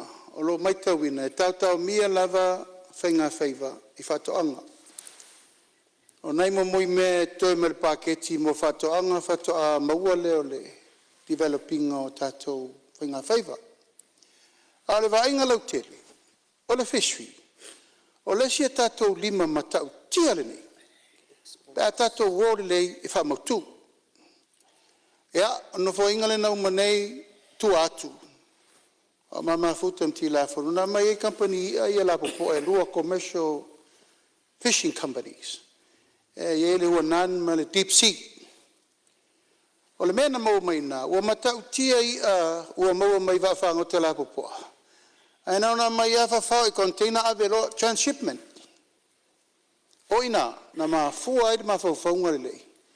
Taulon tātou wa aile mai o ia nei, toi titia se lau whawhango tau lewa mai nei whangai o ia tui nei. Masalo pena le 2 miliona tātou tupe sa mau mele mele na mai a mai whawhango tau i containers ave. Ai nana fotua i mele ma whawhango le mele na, taimire nei. Na mele mai e loa ia, a mai loi whafo, a mai loa, a matana whangai oi loint. E umane le mena na, maua tangata whainga luenga. Toi upgrade le tātou export, o le ia le uma na safu. Na amata mai le temire na tau mawhai ina ia, whai le whainga. Ia commercialize loa ia tūlango whainga whaiva. E o mai la le temire nei, o le whatoa whatino. O tau si sira lungo le wafu. O matua le isa banoa o vaa whangota. O na watumu umale wafu i containers o loa maisi mea. Wanga le paka wha la umi whapengi. Wale mwhainga operate. Le tā pena nei tūlanga aluaru mamao mo se whausi o se wafu la vaia. E o ma iei fishing commercial boats nei. E load ai ma offload. Ma maua e lor tūlanga le tupe fau mo tūlanga la vaia tau whainga whaiva. Ma ngā i lo i lesi levo i lungatu. Ma te lea ele tātou export e ta white officer o whainga whaiva. O le vaa lea sa unua i ele whionga i le Riminsta. Sa ele tātou vaa mo musa tau le tau tai. Ia ima le vaa tau leo di masao. O vaa ia. E o te tau pole lata mai, ma pole mamao. E ta tau o na iai se vaa lava ia. Ale officer. E alua ia la tau suenga. Fa le ofisa o whainga whaiva. Tono le alo e manao mia na siaki uma amu o whi ngota le alo na tau te sirifia. Limu. Me mawali whai ai matalelei. Funga. Alu. O a uma mea. O ina e whatulanga iai. Tu atu loa o le samiro loto lea na saunua i te ule i tua ngai lau tula i atu. Ile puipuinga. O ina na sa wei lor tātou na whanua le ngafa ma le ofisa o leo. Border security. Pui ai la tau o lo mai whangota, whaale te tau o tātou whingota i te tonu le lusu maila. Le pui e tātou vaalia, na tātou vaalia e o iai, le fo e pisa e le steini wa. O le ini ia wawe e wa whangota la popoa. E le o whangongota wa la poa i te tonu le lusu maila, whafoatu. Ma o ngā sami, e le pule e tātou, e pule i te tonu le tawha e whaina o freedom of o ngā sami e whaina whangota isi i seda isi malo e mawhai fo ina tātou o whangota. Ale mea siri lana tāu a whamanui ai tātou. O leo mai o whangota nei, e o mai saaki mai ai a tātou, ai len tātou ia. Ma fua angale nā, ua whina ngalo ai tātou malo re teimiri nei. Wa taulo na matuata pena le leile mtanga luenga o whainga whaiva. Ia tūle mtanga luenga o whainga whaiva, i ona lava vai. Nanga wale van tātou whainga i mwhainga whaiva. Le vai tau te vai, sila le mea au, i ele tau mwhai nei tātou tangata whaiva. Fato ai loa le tele o ia i teimi o le maketi i la sa. Ma tau ngā i ai a matatu i vai usu e tau whaleolo. Ai le o tai o na lava sa palai mo tātou. Ia vai tau mwhai le teimi nei. Se vai ngai mo mai tātou whangotanga la popo. E nā mai lei whafo tau whaasoa, ele le lava le ia. Ma le tau ngata le mele wo i ele tātou i a mo teimi nei. Ai pena sa no le minista yo tūlanga o te tele ma tūlanga whainga vai. Ma tunu ia ele FFA e te lewa ngā tupe maua me so soani mo tātou whainga whaipa. Wa alu tausanga whenga ia tātou malia, o la tātou vaileri, o le alia nei tātou whenga i mai lava le fia tausanga o le ai alia tātou. Isn't it about time o tau lon tātou ai wawhango te lapopo ai pule tātou tangata. E foi sa uta mo fai fo termino minista mo mo lua fe surono. E mai wawhango te mai fafo, e pa anga ma tātou tangata. Ia e fai fo le tala se zini. Ia o la ule to ta ura na mea. A wha moe mangana na tapena ma na taimi, ina ia commercialize le tātou mtanga ruenga whai ngā whaipa. Ia tali atu lai mana onga nei, wai le ma whai na tātou o ai pēa, i le tūlanga le nai tātou tangata i le ngā whatauri maina, a whai na o tātou tangata, i le luas furu maila le, fia tausanga. Wa ta tauna i le si whainga o vātu le lato e whango tātou i whafo, le ntau whai mai e le soparia. Le ntau whai mai whafo i tutuila, ia le lavala e tau whai whanga solo, ai, o le fato atau a matal tu eseina le foi tau fatu langa tu la fono pensau no mai nisi o le ta pena mai tatu tu la fono yona vaenga ese fatu no oi lol fatu la ina le ofisa fa nga faiba yona lava vai na yemanui ai tangata faiba le tunu sa mo Ia, malo whaftai lo whionga te tai le so so ni mai le foi vaenga sa langa langa I finga lo. Ia tu le melo whionga le minsta fa o sa no. Lo fianga fonstalai se avanoa. Ia, se on sai man minsta se tu atu le alipata tu paila. Ia, whaftai mo le avanoa. Ia, sa no funo formata po ia lau fianga le minsta. E ma faina fala ve lavi se ia mai au mau a leo tau matau atua pe ua se foala ia e lava ona sa ia e ina na whamanatu atua i lau fionga e ina i vaenga sa fia malamala maile e nei sui pe una tu inatu i lau fionga lona lua whawhitai o lewa maua o lewa whawhitai atu le fionga ile tai o le malo lewa malau fionga lewa maua o lewa le awhaitato vasu e sue e se le fia o le nei sui o na taluai. O le nei tu malo, o matua i mafatia, talu maile na faile wafu a le pata. Pala a toa mai ata, il fa solo mai e tau mai lungai i sa amusu mamaile, o le anga a toa nga taifale. Ma fua mai ile pala lea, o aso ia le nga taifale leo a le pata. Ele mamao se va e watoile va mai ile me ngata sa eti anga ina mua ya taimine o mamao me i te e wato e sa wa pala atole mena ese faftai o fio fa long atu lewa o ia sa le susu eno le ata penga tato va susu ia atonu se tali le ile mo le netu malo ia pe o le sivaenga na fsilingia le o fionga Aleo na mau atu sa unanga la fio altai tai o le malo. Nai sila matangtanga i vaenga ia pe na batuela utalsang ai la tu pe la ofiong. Malo whaftai. Ia e manatu no fo o whatangi moe manu o le afiafi. Ai wha malo lava i uto o fionga i suisfono le lava pale o wha ngase vole ne yaso. E ilo le manatu. Le a whaistato malo longa i le nei vaenga o le afiafi. Ma o sao nia foli tau maftanga o le afiafi le tina i le mautor tofi lau eti al sana. O te whasisilatu whatatia ese ngarue ngar fono ao whaitu la fono mo le tau maftanga o le afiafi.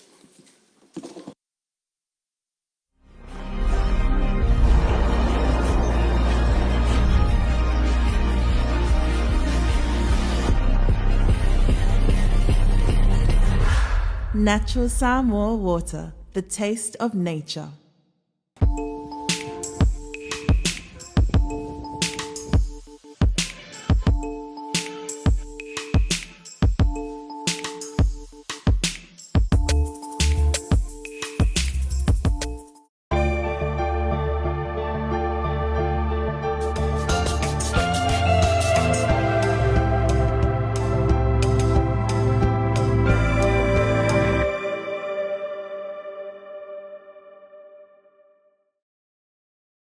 Malolonga o lo saunua tarifaitau le fionga le minsta o whatoanga ma whainga whaiva.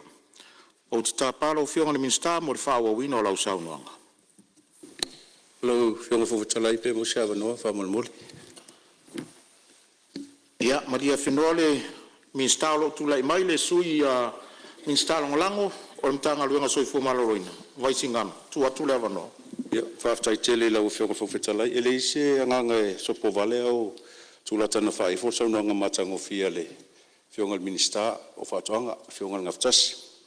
Ai ua fia whaleo ase langona o na ua fea le saunuanga le sui mamalo whale alupo. I le tūlanga le vaa le masalo e wasaf silingia ero i tū malo. E whaftaia e au walanga, ua umana tua tuai le tūlanga lea. Lau fionga i le minista, masalo e ato pe ova male masino, tūtūre vaa le ngā taio matou ngā taifale. Ma wheme me ia isolo ai ngā taio matou, ia o ngā taio o vaisala, ia matoi whaasolo mai. E te lela na lafo le taulo le vaa le i whale alupo. Ai, pe o le mafuanga e tau a te lele, le mtau pule wala ngā e au. Ia wai e leo mai loa pe na sila fia lau a fionga pol malamatanga luenga. Wa me whapea ia e alta tonunga tauna na longo fo ia li mwhai pule o i tū malo. Ia e whailoa le soli o lato ngā taifale i tūlanga whapea. Mai se o waa mai fafo. Tau tonu le ese le waa lea mai le waa le na fia isa fata. O waa ia le awa ia le data collection me o marine biologist ma wa ngalo susu e ngā taifale o afioanga e mai se fo ia tunu. E peo le pawana le talo e lau fionga. Ta ua tele mo le anga iluma pe na saunua le fionga sui malo fale alupo ia ma le ngang falalo whaptairo fionga futalai. Maro whaftai sau noa, ia o lo tūlai mai le teitai o le malo. E lo tāua tele le longoina mai al mtau pure le mota. Mole lumanai. Tāua tele le tātou whelongonai. Whai pule o mole mota. So ta isa o lo fiso leo leo. A whai o inil tātou sui komsino leo leo. Se whai mese tali le mele po lal tonu. E ana utoi lau lau inatu le po lal mafuanga al vaalea. Ai tāua le whamanatu sui. Ai lo ni va o suspect whapea. Va veviri le mtanga luengo leo leo. Ai pauna la tau la te vai a tōre tātou border system. O le atonu le vaalea. Ai no tau whalongo ai tau mo le vaso su e me tau whainga whaiva. Wa whango mai vol tātou au fishui. Se me se tali le merere i umal fono. Mal whalalo. Alo whaftai, lo whionga le teitai o le malo. O lo tūlai mai le sui o sanganga tasi. Tai tele lau whionga whangfutalai mo le avanoa. Tulai a tui mal whalo alo le. Tai fwoi male. Saunoanga matango fia le whionga le li minsta. Ia matatu taunu ua i le vae pe o na whape nao na. Ale le fwifina ngalo le mota. Aiwa, o te matua langolango ina. Lea o mainga o le va susu e le mai tau. O lea ia isi saunoanga e whapea ina ia la vea toi ma security. Ia e o te talitonu e le o le matawhai tonu na lai o na fuafual whai ngā malo o ale o mainga o le neva. O le matou ngata i whale o le matai aile al matou fo i tu malo. Pita iane, ia o tele o fingota o sola. O le o toi mau. Ia tonu o le aongale o le.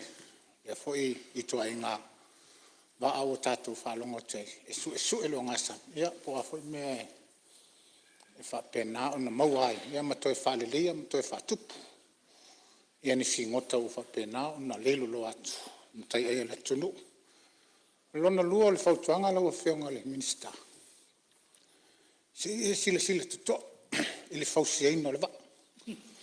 O lea o te vai atu le lipoti. E wha miliona lea le paketi e whaalo. E lea o se tama i tupe le selene lea le whapena na fofo.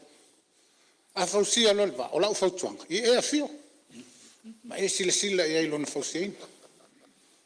E aua nei tula i mai le mea lena tula i mai fo i le siva. E o mai teimil nei e leo taunu i Samoa.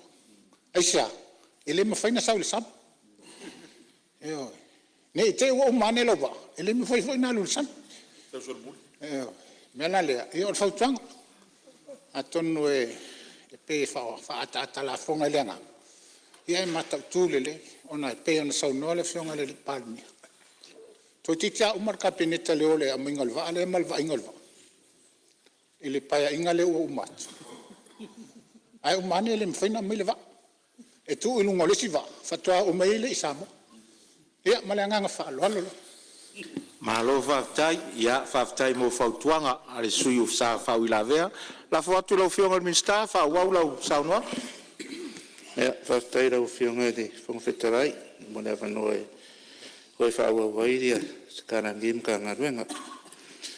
Ia, mor whairanga whaftai rau whionga e waipure o sangan kasi, mor whaukuanga. Ia, au ke pole, e loa e olena umalanga whapikoa lava.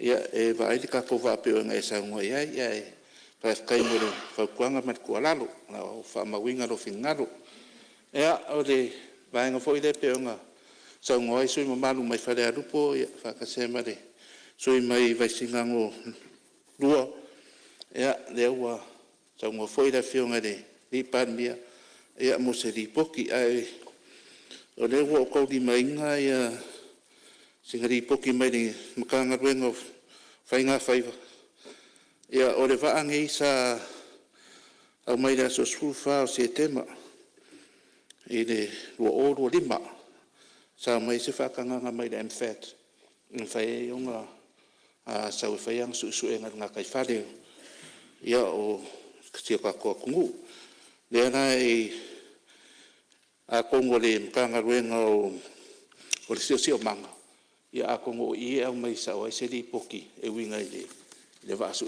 era ma fa lo ina fionga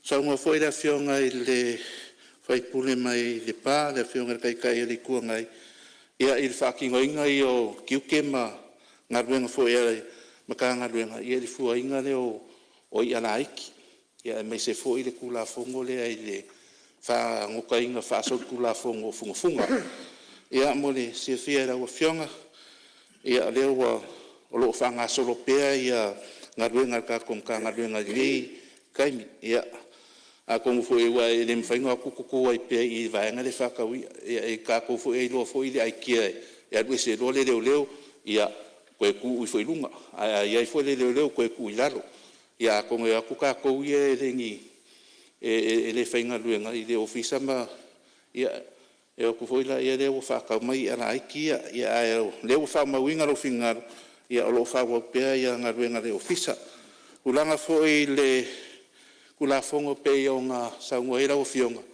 ia o le kai mingei ia o lo na fo ku ile fionga lo i sili ma le mkanga luenga na ko ke ilo inga ia vaenga ia o le kula fongo i fa ngo ka fa so kula fongo inga ia funga e no ere i pol masinga e wa ko nga iaku ia le sa mori mai fo ingisi o le sainga ko lua ia wa mori mai ia wa la ko fango kainga foi ia fa so ko la fongo va nga le o funga ia lo ka kia ngei ia i le ko la fongo ia awar fa nga so longo dem ka upu ia o ke lo ngisi va nga pe nga sa ngoia sui mamalu ia Fionga ia o lo tu lai mai whau la vea le whionga le tai tai le tuangai ma lia lau whionga le ministers e tu atu le whionga tai tai le tuangai leo a sauna voice tasi o sui matua le o le vaenga le nei whamanui atu le va ia o le memonia ta ua suenga pe ona sauna iai ai taua ina o whamanatu. Na i tatou wa a fo susu e whapea, na i momoa, ea ole me moni, sa whai foi mei o te tui o meo atu, ea an te whaso sola lea, si e loai po where me lea e o e le atu lea, ea whapena foi la ma atina e lau mei sa whai ale pata, sa tele ai na whaonga i aile, i al vaa lea pao le menu tupu. Na tele a foi ta whaonga sa whai ai, le sia sala na lo ya na le pulo le Australia na lo au ai te le mana sau le lima maila le melo tau la le va na lo avela na malo o le pisco mala na tene pisco e foi mai le va o le se tamo pisco va mo ai il malie no au ai te ele avo le lima maila o ke le ame au yu ka nga lima maila sa fa ita fa nga fa penal na foi taimi le le la si le top e le mai le ele ve ai ta tu tangata e tolu lo aso I fafo e va a voi ta fai ave fenga lo ngai fekangi sila ya na fsili la le me o te mna to fi alu fale aisha o mai manatu e mai manatu le ava ele mai manatu ile il fanau la le ta te fiwe ta wanau ta tu tangata e o va fango te fiwa ya so e re fio fa no melna e la del malatu ia se vai al folal ta to va e te o fa le va ia o fo ka ko va nga malatu fo o fa fitauri lo fe ga per ta to fa malo le lo tele e le foi va al galwenga la fe ga malo fe ga male ta galwenga Ya, malo faftai, ya ola ia mor pai lo fionga mista, ta penanga lo va, ya ta pena mai se vai le mai manat. Fa wau sa no nga lo fionga. Ya, faftai lo fionga de sui mamar, lo fionga tai o le tuangai, mo le fakuanga. Ya, e lo ka kai ra fango kai le mai mangak. Yo ai o ma avela ko kai ko lu e kai va. Ai nga ko le wa mai ai de kelo forsanga wa sa ngo ai fa ma foi la fionga de di parmia ia I vai nga peo nga mai ka ku peo nga ai nga o le sia nga le va nge o po le fa la kai ia o le kasile au nga ka ko office of nga fa lo fa king o mo kai mingi o le mo si la fier ka e malo parming ia o lo hai ange ia de ka kom kanga luenga se kasi o fa ngo kai ia se kasi foi o kamari kai I le faria ia e fai as ka ia ma ua fo I poki pe ku nga mai ia e valu se lau lima sfuru le kula ia fai e sfuru lua sfuru fai kula e malanga I va ia o le a fai fo nga le ku per kamaro e kokong ale fai va ale e kokong ia po ingare kilo ia le kanga luenga ia faki ngoingo ngaruenga ia awale kakauinga I o pole fala la kaia ia awale maua peole makai aire al kako kungu oia ia ave fonia vango e momoli e koile anga fa ole anga se kuala lo fo ima se fa kuanga I mamalo la fai faiva o e fo yo lo fa ngoka I lungo o sami ma a penganga la ko fa ngoka inga ia nga kai fali mo fai mana ko le ami ole aku ka kipi a pole ia mfaka fea o se kualalo ia ma se kau le mau ngim ka ngadwen se ia no fangi ia o le nga o pole ia inga ia fa fai ngo fie o nga fai ia fam kanga I ngo nga san o le nga pole ia le umia nga waku fa ngoka ko fo I mai ia pe ka yangi waru waku fo isi au fai ia wa kaula iwa ma makusi arunga ia wa ka kipi fo imfa leanga ia le na mamau fo inga le alo le ia ma umi fo I nga nga iwa ai kai ia o nga le ma wale le yo ka ko polingi wa mai ma wa ile fa leanga inga ia o nga o mai le ka ko musingi aisa na o fionga I le fong se kalai ia e o ngo musingi aisa ia o le fa mo ia e o kai mai se ava no Ya, o lo ia fa ula ve I lau sau noanga lo fionga mista la tu atu ia suyo ali pata I tu pailalo. Aftai ia nini fa vela ve tu tau fa mai ala la ngana o fionga minsta ia o tu la ia tu maranga tu mur fa lo I pa u ia o ia ngai vaenga na fi mamla mai e lo ni sui fa mo le na ofiong na la fa solo na ese e tere o mai ese fa mamanga ma nga tumu fa loal Ia, masalo le vaenga le wa sola len sauno e sui ia. Sauno lo fiona minister fa wa. Whaftai, o rea e whasosolo kulawa ngai. I o ngawhai wa koe na whionga le. I whai pule peo ngā kula i mai ai. Ea, mole, siri era o kale wawea kui lawa whionga. A whionga le i whai pule, ia o iku aripaka iku pai nalo. Ia, mole sira whia era wa whionga, ia o lea sa wha eile wha mui moenga ringei, makanga luenga, ia o whakoanga, ia e whausia se nesri kuai le kakuku malo, e aripaka i kupailalo. Ia o whamue ngā lava sa whamue le polo keki fwinga leo le saffron. Pei kaiangi, ia pei fwinga whai aku se kala kai mosolo.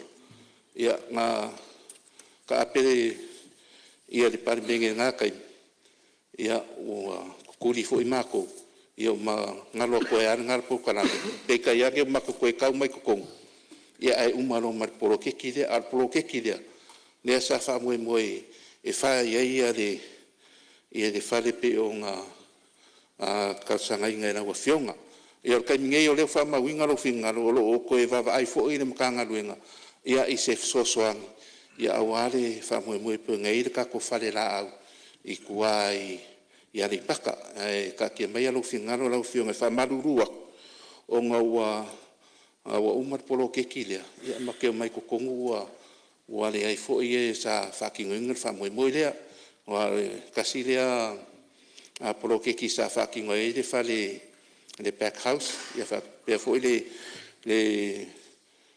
fa le kanga luenga le ofiso fa inga fa lo isava ia kasi nga lunga kele e ila mai singa luenga ia pe mo fa mo nga fa wai ia e pe ka yange ia o ke ro se karia kule i lo fingalo ma le lo fingalo ia i le kulea pe o ngai sa mo ia o le nga pe o nga sa mo i le fai pule si umu le sa ka sa ngai ngi mo li fai lo ilo ia mo le na ko nga kai fali ia o kai ngei ia o lo kalsanga inga le office of nga faiva ia ngamu li o le ava a war sanga le mu ka ko au fai adia i le nga mai le ko kongo le ava ia pe a pong sa foi ia mai se pe a le anga le ka o lo nga lu so ka awai le mkanga le nga spa ia awale o kai nga mai o ia mo li ia mo le kai ngei ia na wa fionga le fong fekalai ia mangako le paule se forsanga ngim ka nga wenga ia e ka kalo ku fo ile pa ia mal mamalu kaping o le parmenge ia e mai se ia sui mal ia ai lava se manga onga ia po se so soang fo ngim ka nga wenga mo la fa kwanga e mai so fainga faiva ia o lo makala pere ofisa a ngei ia mai se ia pulisiri man malon ka nga wenga ia e su mai foi ma fai lo mai vai nga uma ia e pe o nga mga mia a me se foi le mamalo la foi faiva le au fai fa ko nga uma le ka ko o e foi lo mga mia le so soange ngem ka nga wenga ia lo makara per fai ko ia mo le mamalo le ka ko ngu ia o nga o mai no se fa makalanga la wa fionga fo fkarai ia ko fia mo le ku le nga nga fa fkai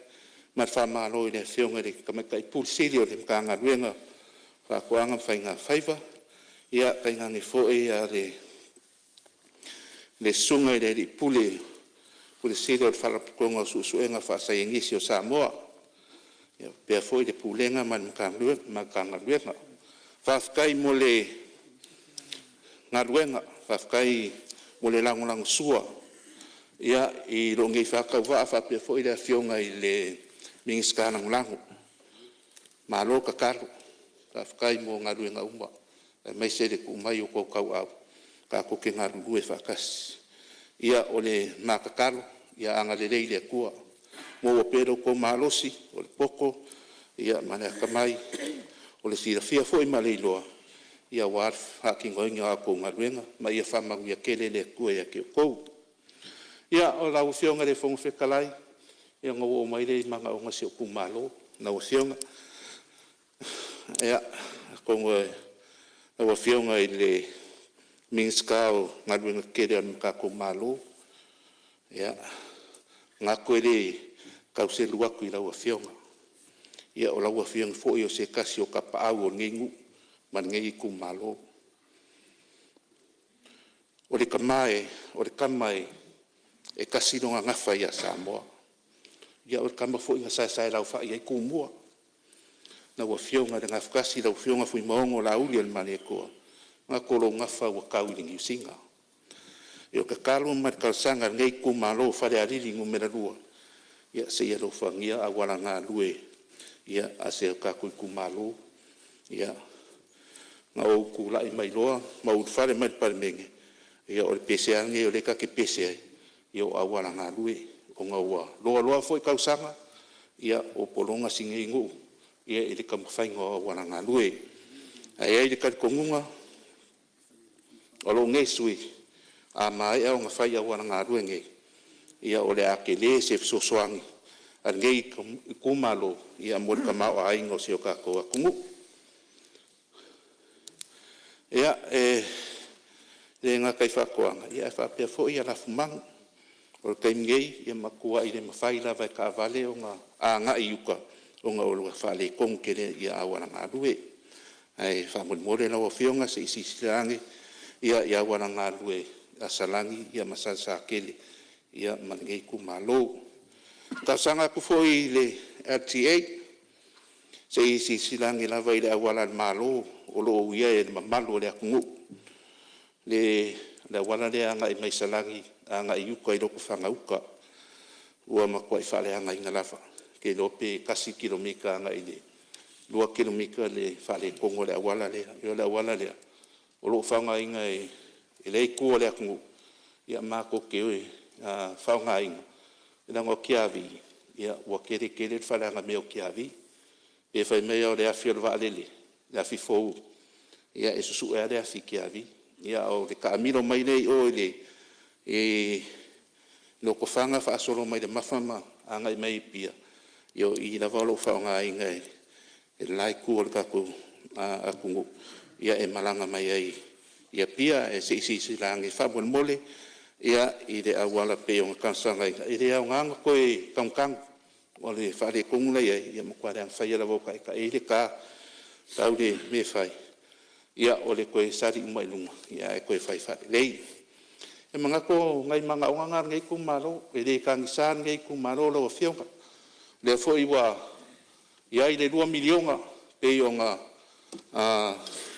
whamaku umai pe a pasirka ko kararku o i o le a kali umai i mga ongar ngai kumaro o nga paunge le kumaro lo fionga moro si le fia e umang ko fa serau di masfuru mo fanga wa ona ko ko era milionga mangku ongo le lei fa so ia pa ia ka ko malo o lo lava ma ko ka ko seling o nga fo iwa fa o aku ia le ka ko prokeki ia pe o nga kalsanga ia ngai vai aso na vai aso fo ia e ro ko e per ka ko kupe de pek o lo lava ka ko fa so ia o ke lo e o fo i ma de kupe le pa sia ka ku ia wa ki re nga querer ka ko kupe ia o le fa so mole nga iluma ia na wa fionga ile fon fekarai ia onga pa yo pure se mako kala ia pa ia se o kumaro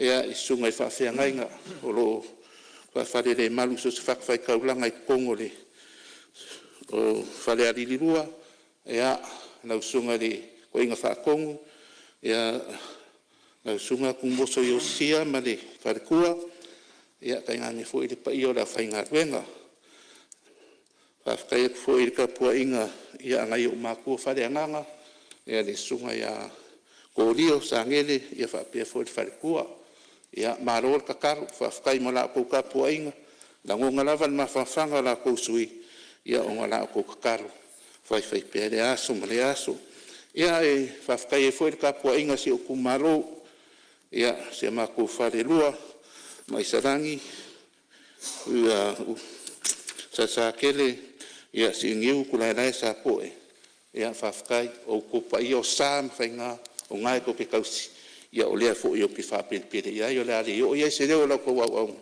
ia whawhkai mo lau ko ka pua inga, ia wa e man manguia, whaiwa lau ko whai pule, ia i nge ia fiafi, ia whamanguia kele lea kua nge ia fiafi, ia anga le lei lea kua, ia i lau ko ka pua inga, whawhkai ak fo i ka pua inga sia uku malo, whare alili, ia fiola ngafa malalo ngofo kula fale, ia malika wanga ese ia whare alili, ka ko kau whai kakalo pea, ia mole ngase malo, ia i le uso ia koe rupe po semo, ia o whenga e foi, ia ma whamsingonga ngi kaimi, ia o karo ile kua, ia lo whangia lo whamoi moi, ia anga leile koe lau whionga ile whonga whekalai mo pea ia sofi ngaro, ia wafo i whenga e ma kiu ke whai, ia aware ia kako whonga usu, anga leile koe lau whionga ile i parimia, so i parimia, whionga i ka pingeka mare, malu ni skala lang e fa pe fo de lai ku la fiunga tai kai le ku ngai su tai ka e masui ma mal umol pan ne e me se ia fa lunga mkanga luenga ia msa mo pok ia mangia nge fiaf to fu mai